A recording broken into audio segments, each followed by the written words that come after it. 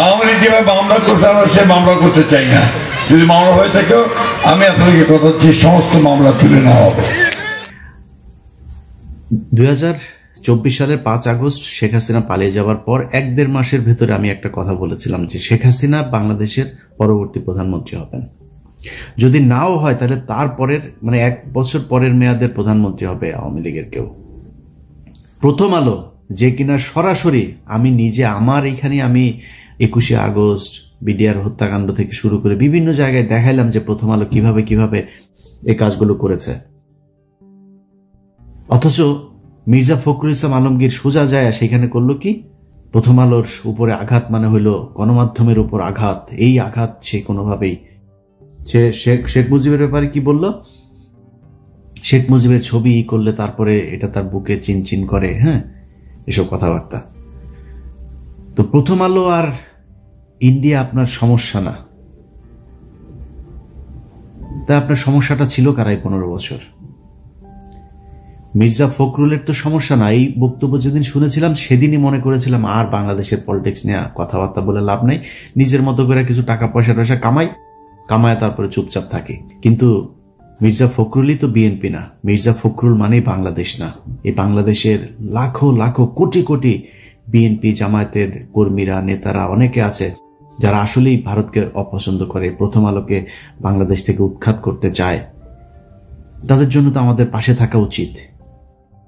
মির্জা ফখরুলের একটা ঘর জামাই আছে, ওই যে ফাহাম আব্দুসামাদ ফাহাম নাকি যেন, এই ঘর জামাইটা এতদিন মির্জা ফখরুল অস্ট্রেলিয়াতে যে আওয়ামী লীগের কাছ থেকে যা ভাগটাক পাইতো এগুলো নিয়ে ওইখানে দিত, বউরে নিয়ে থাকতো। এখন সে বউ নিয়ে বাড়িতে এসেছে, গ্রামে দেশে এসেছে।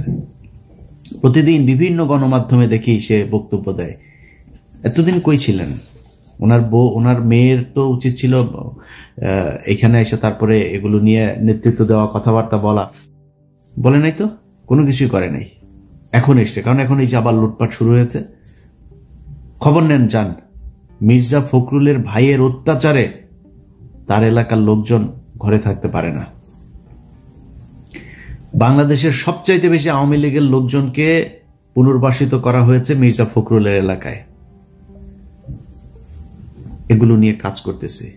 এখন দিচ্ছি না কেন? বিএনপির অনেক মানুষজন ফোন করেন, ভাই এখানে এটা হচ্ছে, এখন দিচ্ছি না কারণ বিএনপিকে আসলে এখন করলে বিএনপির ভেতরে সমস্যা থাকবে, এরকম 2-1টা নেতাও থাকবে এই টাইপের, কিন্তু পুরো বিএনপিকে তো আপনি কালার করতে পারবেন। আমার এর পরের দেশের নেতৃত্বে কে আসবে? আপনি বিএনপিকে যদি সরেন তাহলে তো এটা একটা ডিপলিটিসাইজেশনের দিকে চলে গেল। তখন আপনি কি করবেন? কাকে আনবেন? এখানে একটা অন্য তৃতীয় পক্ষ আসবে, সেনাবাহিনী আসবে, ইন্ডিয়া সেই সুযোগ নিবে। সো আমার সেকেন্ড চয়েস হচ্ছে বিএনপি। অতএব এই কারণে বিএনপির বিষয় নিয়ে বিএনপি চাঁদাবাজি করে, এই করে সেই করে, নানান অভিযোগ। আমি বলে বিএনপি নিয়ে কোনো কথা বলা যাবে না। বিএনপিকে নিয়ে বলার সময় আছে, অবশ্যই বিএনপিকে নিয়ে কথা বলা হবে, কিন্তু এখন না। যে কারণে এগুলো নিয়ে কথা বলি না। কিন্তু মির্জা ফখরুলরা এই কাজগুলো করছে। এখন মির্জা ফখরুলের তো কোনো সমস্যা হবে না। মির্জা ফখরুল তো আওয়ামী লীগের সাথে মিলেমিশে 15 বছর খুব শান্তিতে ছিল। সে একদিন এক ক্যাবিনে ছিল, আটক হয়েছিল। আটক হলে তারা নিয়ে সুন্দর করে 5 স্টার হোটেলে পর্যন্ত রাখা হইতো। মির্জা ফখরুল সহ কয়েকজন বিএনপির নেতা আছে, সবাই না, কয়েকজন, এদেরকে রাখা হইতো, খুব আরামে রাখা হইতো।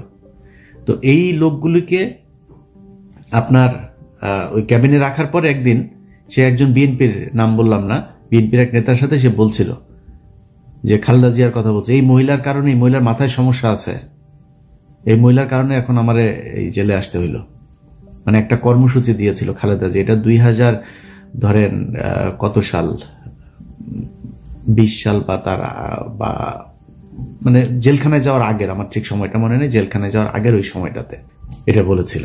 আচ্ছা, এখন মির্জা ফখরুলের তো সমস্যা নেই। এবং মির্জা ফখরুল এই দেশের এই আওয়ামী লীগের যে চিন্তা চেতনা, সে দেখবেন ছাত্রদল, যুবদল, বিএনপির লোকজনের সাথে তার যে আচরণ, আওয়ামী লীগের ক্ষেত্রে তার আচরণ দেখবেন চেঞ্জ। বিএনপির সাথে প্রচন্ড কর্কশ, সে গায়ে হাত তুলতে যায়, চর মারে, ধাক্কা মারে। বিএনপির লোকজনের কথাবার্তা শুনলেই মনে হয় তার গায়ে আগুন ধরা যায়। এই জেনুইন একটা আওয়ামী লীগের। তো এদের কথা শুনে যদি আমরা কথা বলা বন্ধ করে দিই তাহলে তো সমস্যা। আপনি আওয়ামী লীগের এই যে সজীব ওয়াজেদ জয় সহ আওয়ামী লীগের যেসব ফেসবুক পেজ, টুইটার এগুলো আছে, এগুলোতে আপনি যান, গেলে দেখবেন তাদের মূল কাজ হচ্ছে বাংলাদেশকে জঙ্গি রাষ্ট্র হিসেবে প্রতিষ্ঠা করা। ইংলিশে আপনার ট্রান্সলেট করে তারপরে বাংলাদেশের বিভিন্ন ঘটনাকে তারা পৃথিবীর কাছে মিথ্যা সত্য মিলায়া তারপরে এগুলো ছড়াচ্ছে। তো এই যে কাজগুলো আওয়ামী লীগ করছে, তাদের মূল টার্গেট বাংলাদেশকে এই জঙ্গিবাদ এটার ইয়ে করা। আচ্ছা, এখন আমাদের উচিত ছিল কি? প্রথম উচিত ছিল যে যারা এগুলো করেছে তাদের বিচার করা। এই যে এই ভারত এবং আওয়ামী লীগ এগুলো করেছে, এটার ব্যাপারে শক্ত অবস্থান নেওয়া। আমরা সেই ভারতকে বসায় রাখলাম। আমরা যেই প্রথম আলো কিনা সারা দুনিয়া, প্রথম আলো, ডেইলি স্টার সারা দুনিয়াতে এটারে আপনার ছড়ায় দিল। প্রথম আলো করে বাংলায়, ডেইলি স্টার করে ইংলিশে, সারা দুনিয়া এটা চলল। তাদের পাশে গিয়ে আপনি বসলেন, তাদেরকে বাঁচাইতে চাইলেন। তো আপনি একবারও চিন্তা করলেন না যে এদেরকে রেখে এরা যদি নাকি এই প্রথম আলোই তারেক রহমানকে খাম্বা তারেক বানিয়েছে, এই প্রথম আলোই তারেক রহমান খালেদা জিয়াকে জঙ্গিদের প্রশ্রয়দাতা আশ্রয়দাতা বানিয়েছে, মনে নেই আপনার? এই বিচারটা তো করা দরকার ছিল। আমি বাংলাদেশে যদি নাই কোনো জঙ্গি থাকে, অবশ্যই তার বিচার চাই। বাংলাদেশ ইসলামী শরিয়া ভিত্তিক চলুক, আমি এটা চাই না। মানে আপনি আমার যাই মনে করেন তাই মনে করেন, আমি এটা চাই না। বাংলাদেশ ইসলামী শরিয়া ভিত্তিক চলার মতো ওই অবস্থা আমাদের নাই, আমরা সেই জায়গায় যাইতে পারিনি। যদি কেউ পারেন ওই মাইক নিয়ে ওয়াজের মাহফিলে গলা না ফাটায়া একটা গাড়ি বানায় দেখান। আমি ওই জায়গায় এখন যাইতে চাই না। যে কারণে কেউ যদি এখন আবার বিশৃঙ্খলা তৈরি করার চেষ্টা করে, আমি মনে করি বিএনপি আগে যেইভাবে সেই শায়েখ আব্দুর রহমান থেকে শুরু করে বাংলা ভাইদেরকে যেইভাবে শায়েস্তা করেছে, এইবারও সেটাই করুক। জঙ্গিবাদকে মাথাচাড়া দিতে দেওয়া যাবে না। কিন্তু জঙ্গিবাদ বলে কি বাংলাদেশে আসলেই কিছু আছে? সেটা প্রমাণ করা দরকার ছিল এই সরকারের আসার পরপরই।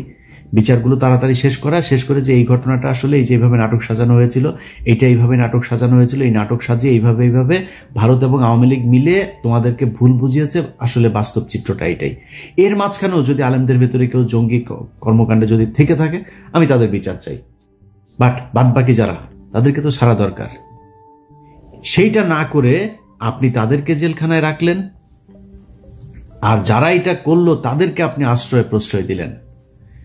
2 দিন আগে এক ভিডিও দেখলাম, ওই যে এই ফারজানা ব্রাউনিয়ার এক্স বয়ফ্রেন্ড আপনার জিল্লুর রহমান, তৃতীয় মাত্রা করে।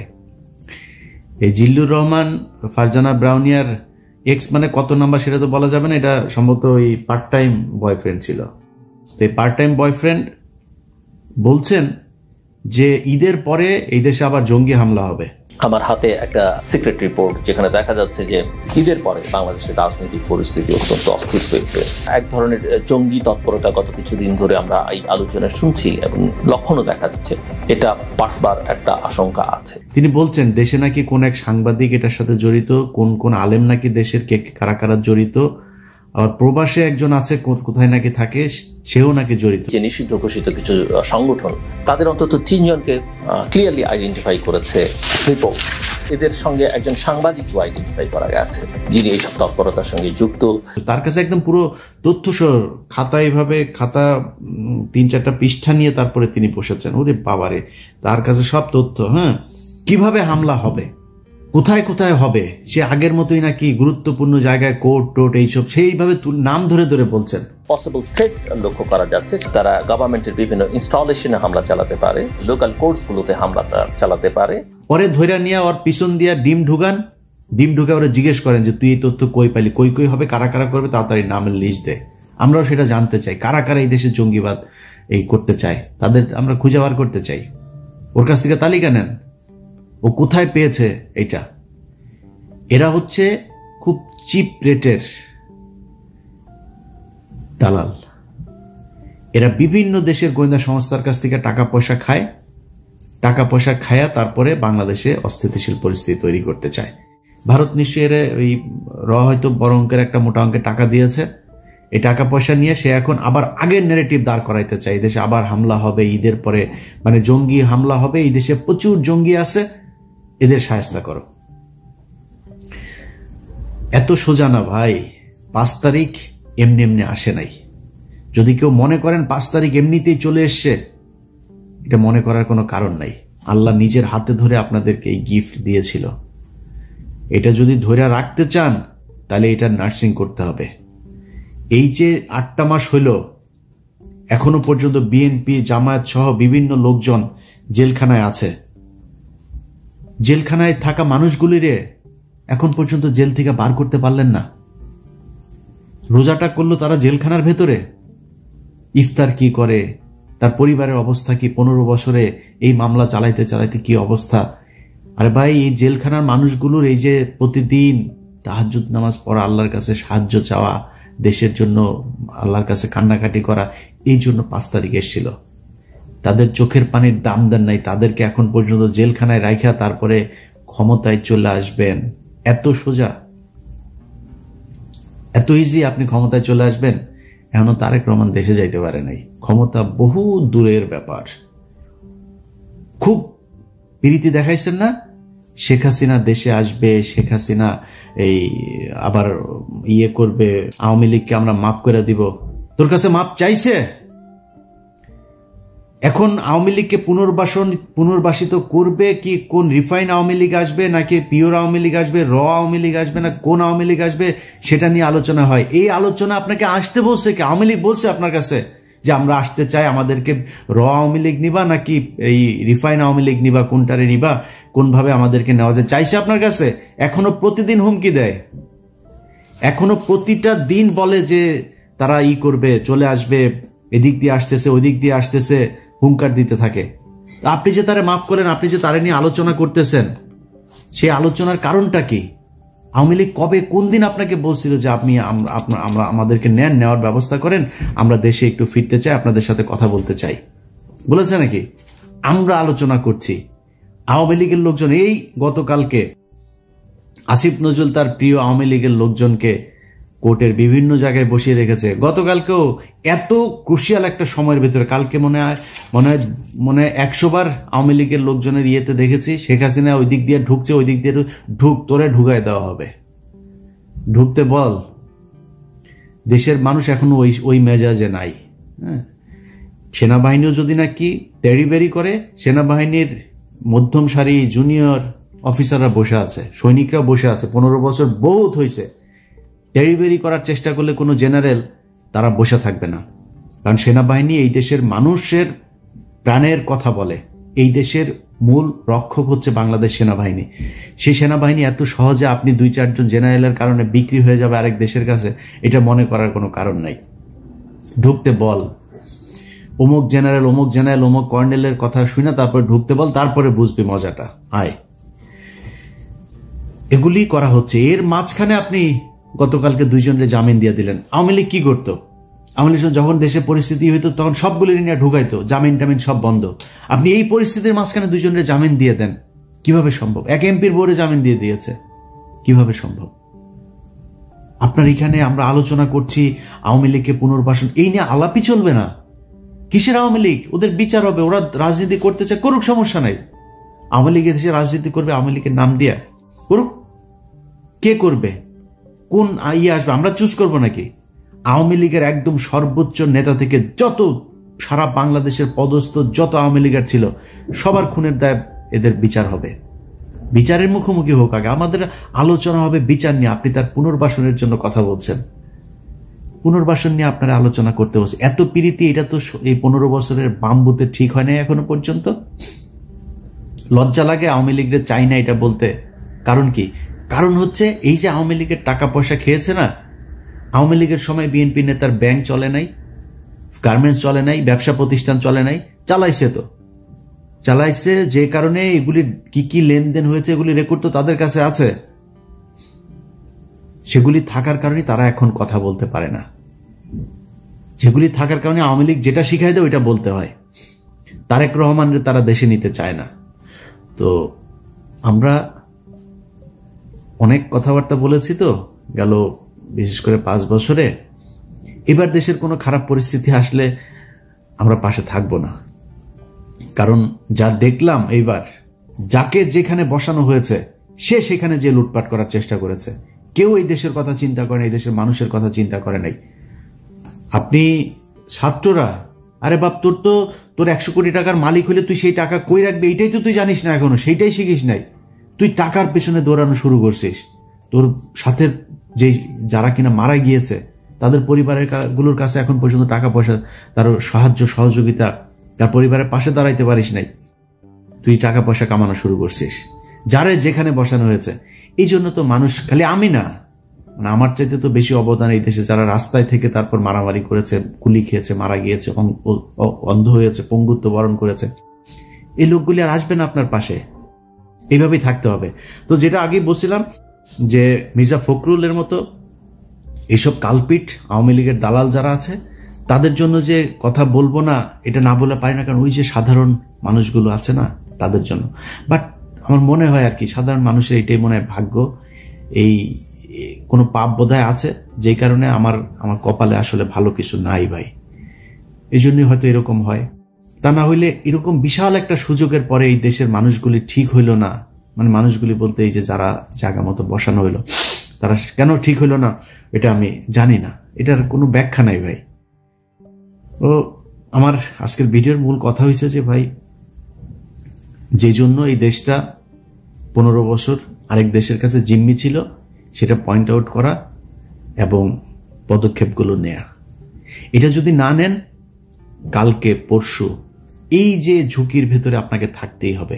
ভারত আপনাকে কখনোই শান্তিতে থাকতে দিবে না, এটা মনে করার কোনো কারণ নাই। অতএব যদি মনে করেন ওই ঝুঁকি, ওই শত্রুকে দমন করতে হবে, প্রকাশ্যে আনতে হবে, প্রকাশ করতে হবে যে ইয়েস আমরা এটা চাই না। এক বিএনপি আর জামাত যদি নাকি প্রথম আলোকে শেল্টার না দিত, প্রথম আলো বাংলাদেশে এতদিন থাকতে পারতো না। অনেকে বলে গণমাধ্যম, আরে ভাই গণমাধ্যমের মাঝখানে অনেকগুলো অফিস টফিস সব জ্বালাই দেওয়া হয়েছে, তো কি হয়েছে? বন্ধ হয়ে গিয়েছে, কি হয়েছে? করা হয়নি। প্রথম আলোর যেই সাংবাদিকগুলো, এই যে টিপু সুলতান থেকে শুরু করে যেগুলো আপনার জঙ্গি নাটক সাজাইতো, কারোর ব্যাপারে কোনো পদক্ষেপ নেওয়া হয় নাই। একদম ওইভাবে প্রথম আলো চলছে, আনচেঞ্জড, এইভাবে আপনি চালায় যাচ্ছেন। তো এই জন্য বাংলাদেশ স্বাধীন হয়নি এবং এইভাবে স্বাধীন রাখা যাবেও না। যে কারণে আমি মনে করি সবকিছু তাদের মতো করে সেট আপ রেখে তারপরে কেউ যদি মনে করেন সামনে নির্বাচন হবে আর সেই নির্বাচনে বিএনপি ক্ষমতায় আসবে, আমি মনে করি না এটা ঘটতে যাচ্ছে। কিছু একটা ডিফারেন্ট, কোনো কিছু একটা যে কোনো সময় ঘটে যাইতে পারে যদি আসল জায়গায় হাত না দেন। আশা করি আমার ভিডিওর উদ্দেশ্য আপনাদেরকে বোঝাতে পেরেছি। সবাই ভালো থাকবেন।